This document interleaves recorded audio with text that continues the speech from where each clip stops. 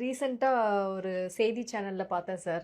அந்த திருட வந்து எடுத்துட்டு போவாரு. கேமரா பக்கம் வச்சு திருடருமா நல்லவர் ஆயிட்டார் அவர். அதே மாதிரி இரானியா கொள்ளையர்ஸ் இப்போ ஒரு என்கவுண்டர் ஆச்சு. அவன் வந்து ஃப்ளைட்டில் வர்றவன், நம்புவீங்களா? திருட ஏரோப்ளேன் சார் ரொம்ப எல்லாருமே பேசினாங்க. இரானியா வந்து ஒரு பைக் அடிக்கிறதுக்கு பைக் அடிச்சு அடையாறில் ஒரு செயின், பெசன்னரில் ஒரு செயின், அப்படியே எஸ்ஆர்பி டூர்ஸில் ஒரு செயின், அப்படியே பல்லாவரத்தில் ஒரு செயின், அப்படியே ஏர்போர்ட்டு போயிட்டான். 10 செயினா 10,100 பவுன்லம்மா. இன்னைக்கு விலை என்ன? எப்படி சார் ஏர்போர்ட்ல செக்கிங்லாம்? அந்த ஏர்போர்ட்டில் போகிறேன், ஏர்போர்ட் அங்கே தான் டிஸ்ட், அங்கே தான் இருக்குது சூட்சமுன்னு சொல்லுவார்ல செந்தில் ஒரு படத்தில், அங்கே தான் இருக்குது சூட்சமும். அதை ரிசீவ் பண்ணுறது தனியாக ஒரு ஆள்கிட்ட கொடுத்துட்டு போயிட்டான். இவன் எம்டி தான், கிளம்பிட்டான் அவன். அதை ரிசீவ் பண்ணி தரமணியில் வச்சுருந்தது. தரமணிலாம் என்கவுண்டர் நடக்குது. அவனை பிடிச்சிட்டாங்க, ஃப்ளைட்டில் ஏறி பிடிச்சாங்க நம்ம போலீஸ். சிங்கத்தில் சிங்கமில் தூக்கிட்டு வந்துட்டாங்க, வாடாங்கன்னு. ஒன்றாவது என்கவுண்டர். இரானிய கொள்ளையர் அவன் வேறு. ஏன்னா இப்போ நம்ம இதில் வந்து அஃபென்ஸ் எல்லாம் குறைஞ்சி வச்சு, அதேமாரி இந்த ஹலோ பேங்க ஆஃபீஸர் பேசுகிறேன், பேங்க ஆஃபீஸர் ஓடிபி அதான் அந்த அளவுக்கு நம்ம டெவலப்மெண்ட் இல்லைம்மா. நம்ம பொறிவுருண்ட லெவலில் சிந்திச்சிட்டு இருக்கோம்னு 10 பச்சை சாப்பிட்டுட்டு 8 பச்சை கணக்கு கொடுக்குறது இந்த லெவலில் தான் இருக்குது. ஆனால் அவனும் அளவுக்கு கொடூரம்லாம் நம்மள்ட்ட கிடையாது. அவனும் அளவுக்கு இந்த அளவுக்கு சிந்திக்கிறது. இப்போ நம்மள்ட்ட செயின் ஸ்நாச்சிங் சொன்னால அதுவும் இப்போ குறைஞ்சிட்டு. சிசிடிவி ஃபுட்டேஜ், அவன் ஃபுட்டேஜ் கிட்டேஜ் எதுக்கும் மேட மாட்டாமா, எல்லாத்தையும் ரெடி.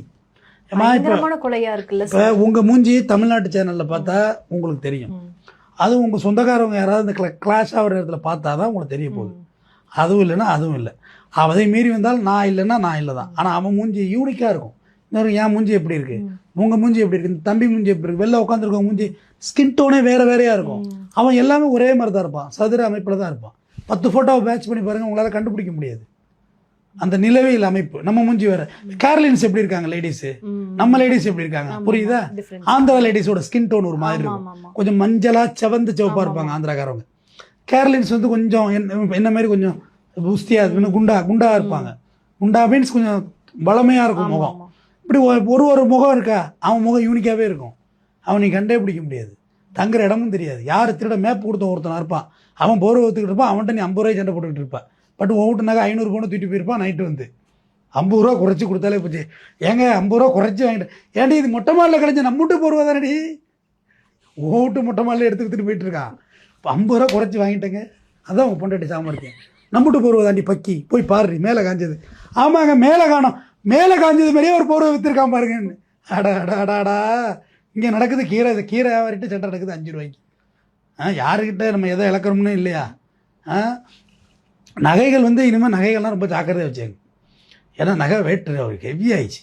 1 லட்ச ரூபா போய்ட்டு 10 பவுன் அடித்தா எங்கேயும் போய்ட்டுல கணக்கு.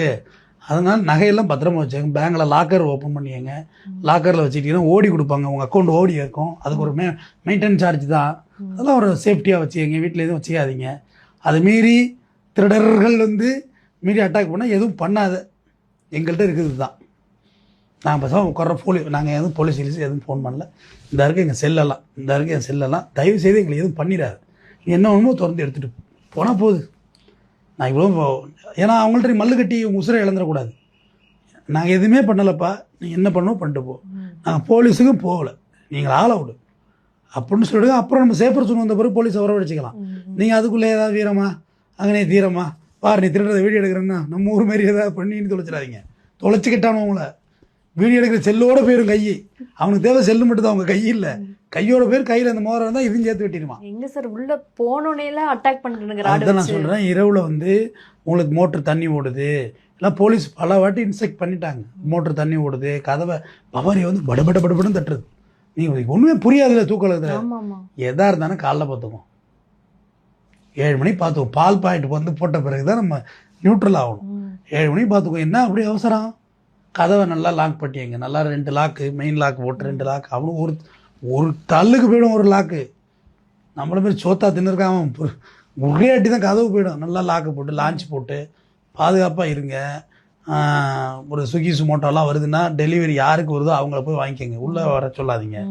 ஏன்னா சுமோட்டோ யூனிஃபார்மில் விட்டு ஒரு பெரிய அரசியல் தலைவரே பண்ணிட்டாங்கம்மா.